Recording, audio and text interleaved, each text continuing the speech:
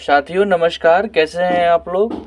तो आज मैं यहाँ पे कुछ अलग ही टॉपिक पे बात करने आया हूँ, क्योंकि आपको पता होगा कि कुछ दिनों से अभी ये चल रहा है कि फिर से लॉकडाउन लगने वाला है, यानी कि HMPV वायरस जो कोरोना के तरह ही है, इसका भी चीन से ही आगमन हुआ है। तो चलिए आज इसके बारे में जानेंगे, क्योंकि आपको पता होगा कि कोरोना के समय में कितनी बड़ी भयावह पेंडेमिक शुरू हुई थी, और वो इतनी बड़ी थी कि उस समय मार्केट हो, लोग हो, बहुत सारे अ, मतलब आप समझिए तबाही मचा करके रख दिया था। इसी के बारे में जानेंगे हम आज। तो देखिए यहाँ पे कि हाल ही में बेंगलुरु में 8 महीने की बच्ची इसका ह्यूमन मेटान्यूमो वायरस जो है, इसका फुल फॉर्म है HMPV का, इसका संक्रमण का मामला सामने आया है, और इसका प्रकोप जो है वो चीन से ही आया है। ठीक है, इस वायरस को लेकर के भारत में भी चिंता बढ़ने लगी है। इसका फुल फॉर्म मैंने बताया आपको, ह्यूमन मेटान्यूमो वायरस। इसके बड़े मामले सामने आ रहे हैं, और इसके वजह से बुखार, श्वसन संक्रमण के मामले बढ़ रहे हैं। यह वायरस अब चीन से बाहर भी फैलने लगा है। ये ध्यान रखिएगा आप लोग कि कोरोना भी वहीं से आया था, और ये भी जो है HMPV वायरस चीन से ही आ रहा है। इसके मामले मलेशिया, हांगकांग, वहाँ के जो आसपास के देश हैं वहाँ तो आया भी है, और भारत में भी आ गया। ठीक है, ये कहा जा रहा है कि वहाँ से 1-2 लोग आए हैं। ये अनुमानित ही है, अभी ऑफिशियल कुछ जारी नहीं हुआ है। वहाँ से कुछ लोग आए होंगे, वही लेकर के आए इस वायरस को, और यहाँ भी एक बच्ची के रिपोर्ट में देखा गया है। अब भारत में बेंगलुरु के 8 महीने की बच्ची में इस संक्रमण का मामला सामने आया है, और यह सवाल नया वायरस कोरोना से भी अधिक तबाही मचा सकता है। ठीक है, अब इसकी क्या सच्चाई है वो हम देखेंगे आगे, कितनी तबाही मचा सकती है। और WHO ने अभी तक इस पूरे मामले में कोई प्रतिक्रिया नहीं दी है। हाँ, ये चुप्पी साधे हुआ है। इस वायरस के बारे में कुछ जानते हैं हम लोग। तो इसे ह्यूमन मेटान्यूमो वायरस कहते हैं, और HMPV के नाम से भी जाना जाता है ये।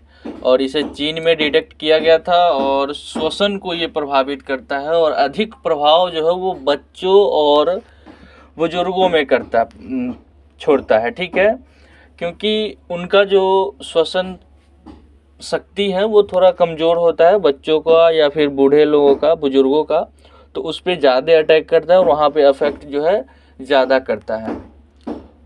और ये संक्रमित व्यक्ति के सीधे संपर्क में आने से फैलता है, और ये वायरस जो होता है वो दूषित चीज़ों को छूने से भी हो सकता है। ठीक है, लक्षण इसका जो है वो नाक बहना है, गले में खराश, सिर दर्द, थकान, खांसी, बुखार या फिर ठंड लगना है। तो अगर इस तरह की कुछ हो तो आप इसे नॉर्मल चीज़ ना मान करके इसका डायग्नोसिस आप लोगों को जल्द ही शुरू कर देना चाहिए, क्योंकि अभी उस समय भी यही हुआ था कि जब कोरोना आया था तो लोग इसे नॉर्मल चीज़ मान रहे थे, और बढ़ता ही गया, और बाद में पता चला कि ये कोरोना नाम का एक बीमारी है, एक वायरस है, और इससे काफ़ी लोग प्रभावित हुए थे। तो इसको हल्के में मत लेना है। इससे बचने का कुछ उपाय है, जैसे सार्वजनिक स्थानों पर मास्क पहनना बहुत ही ज़रूरी है, और साबुन से हाथ धोना ये भी मस्ट है। ये तो वायरस ही नहीं, ये सब आप नॉर्मल जीवन यापन में भी आप ये सब कर सकते हैं कि कहीं भी जाए तो मास्क लगा कर ही जाए, अगर भीड़ भाड़ वाले एरिया में जाते हैं तो। और वहीं साबुन से हाथ को बार बार धोना चाहिए। बार बार कहने का मतलब, कहीं भी किसी भी चीज़ को छूते हैं या फिर कहीं से आते हैं जाते हैं तो, क्योंकि मेरा हाथ जो है, हम लोगों का हाथ जो है हमेशा मुंह पे कभी कभी जाता रहता है, तो उस चीज़ से बचने के लिए आपको साबुन से हाथ धोना चाहिए। वहीं बीमारी वाले लोगों से दूर ही रहना चाहिए, ये भी सही है, क्योंकि हो सकता है कि जिससे आप दूर जा रहे हैं उसको ख़राब लगे, लेकिन वो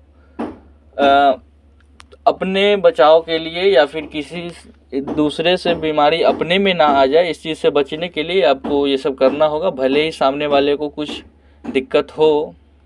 स्वस्थ आहार और पर्याप्त नींद ले, फ्लू का टीका लगवाएं। ठीक है, और इसको कब खोजा गया था वो भी हम लोग जानेंगे। तो सबसे पहले 2001 में इसकी पहचान पहली बार 2001 में हुई थी और एक डच शोधकर्ता ने बच्चों के सैंपल में इस वायरस का पता लगाया था। और ये वाला याद रखिएगा आप लोग, 2001 में हुई थी।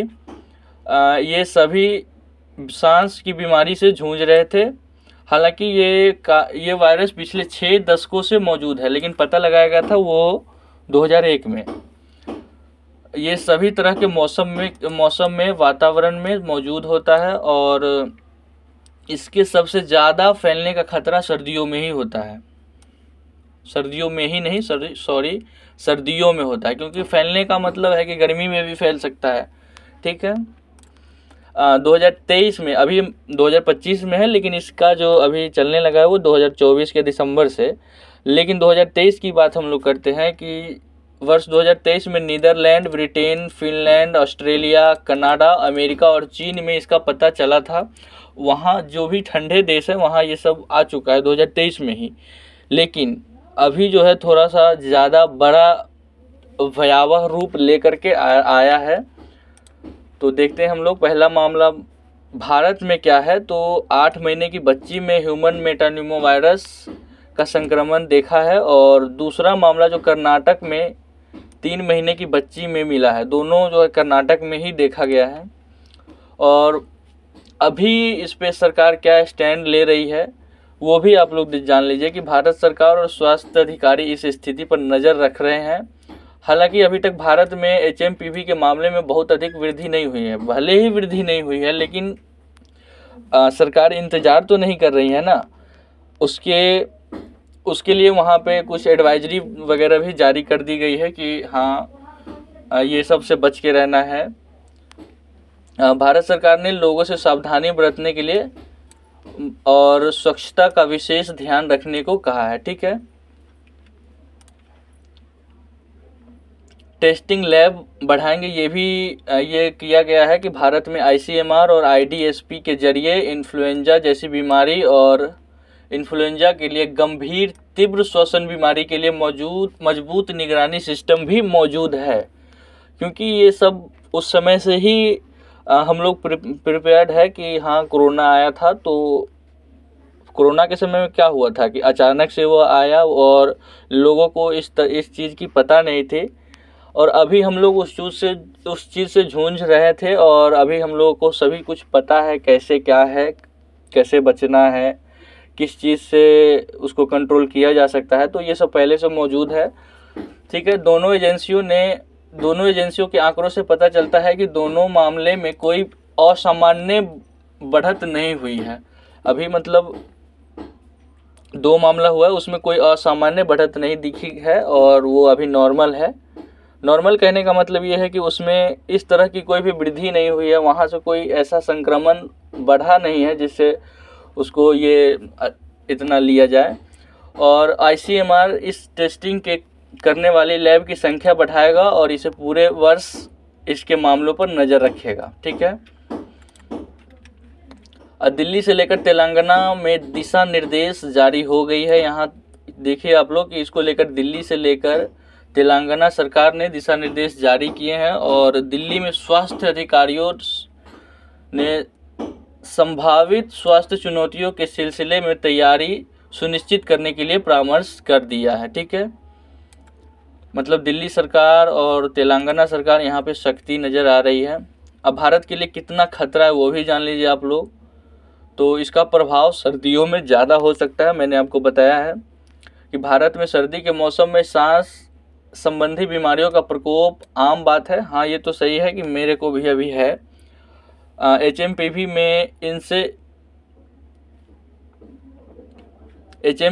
में भी इनसे हो सकता है। ठीक है। मतलब अगर आपको कोई बीमारी है जैसे खांसी, बुखार, जुखाम जो भी हो, तो उसको नॉर्मल नहीं लीजिएगा। वहाँ पे उस चीज़ को जल्द ठीक करने का प्रयास कीजिएगा। अभी ठंडा है तो इस चीज़ से बचने के लिए आप गर्म पानी भी ले सकते हैं। हमेशा तो लेना ही चाहिए, ठंडी में लोग लेते ही हैं।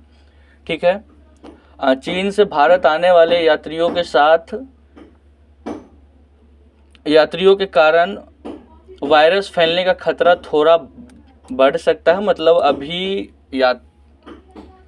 अभी जो यात्रा हो रहा है अभी बंद नहीं हुआ, इस चीज़ को ऑफिशियली अभी कहीं भी जारी नहीं किया गया है। तो अभी चीन और भारत के साथ जो भी यात्राएं हैं, तो उस चीज़ को अगर बंद कर दिया जाए या फिर उस चीज़ को लेकर के टेस्टिंग की सुविधा की जाए कि अगर जाने वाले हैं तो उनका टेस्ट किया जाए, आने वाले हैं तो उनका टेस्ट किया जाए, तो यहाँ पे इस चीज़ से कंट्रोल किया जा सकता है यहाँ से भी।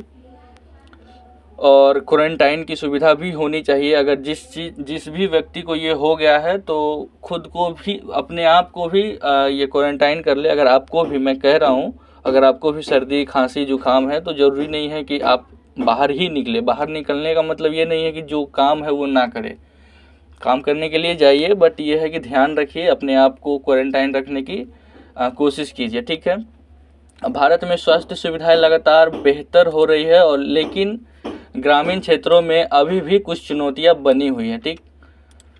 चीन में कई जगह इमरजेंसी घोषित की गई है, बट ये ऑफिशियल नहीं है। आपको बता दूं मैं कि ये कुछ पता लगाया गया। कोई भी देश ये चाहता है कि मेरे यहाँ का जो कमी है कि मेरे यहाँ से ही उत्पन्न हुआ है और मैंने इमरजेंसी लगा दिया है, तो इस चीज़ को कोई भी उजागर नहीं करना चाहता है, वो अपने आप को अच्छा दिखाना चाहता है। तो इसके लिए कोई ऑफिशियल नोटिस अभी तक जारी नहीं किया है। तो चीन ने वायरस के फैलने के बाद कई जगहों पर इमरजेंसी घोषित किया है। हालांकि चीन की तरफ से अभी तक कोई भी जानकारी नहीं दी गई है। द स्टार की रिपोर्ट के मुताबिक सीडीसी ने पहले से अस्थमा और क्रोनिक ऑब्स्ट्रक्टिव पल्मोनरी जैसी बीमारी से जूझ रहे मरीजों में संक्रमण का खतरा ज़्यादा होने की बात कही है। मतलब इस तरह की बीमारी जिनमें भी है उनमें ज़्यादा ये फैलने की, संक्रमण का खतरा बढ़ेगा। खांसने और छींकने से वायरस के फैलने का खतरा भी अधिक होता है, ये आपको पता है। वायरस का असर ज़्यादा होने पर इससे ब्रोंकाइटिस और निमोनिया भी हो सकता है। और चीन इससे निपटने के लिए एक निगरानी सिस्टम की टेस्टिंग की सुविधा भी उपलब्ध कर रहा है वहाँ पे, मतलब उस चीज़ को भी विकसित कर रहा है वो, ठीक है। तो आपको यहाँ पे एक क्वेश्चन दे रहा हूँ मैं। ह्यूमन मेटान्यूमो वायरस को पहली बार किस वर्ष खोजा गया था? तो बताना है आपको। ये 2000, 2001, 2002, 2003 आपको बताना। इसका आंसर कमेंट में। आप लोग ध्यान रखिएगा कि इस चीज़ से बचने के लिए जो भी आप पहले कर रहे थे लॉकडाउन के समय में, कोरोना से बचने के लिए, वही सारा जो है अभी भी करना है, ठीक। तो मिलते हैं अगली क्लास में, तब तक के लिए धन्यवाद।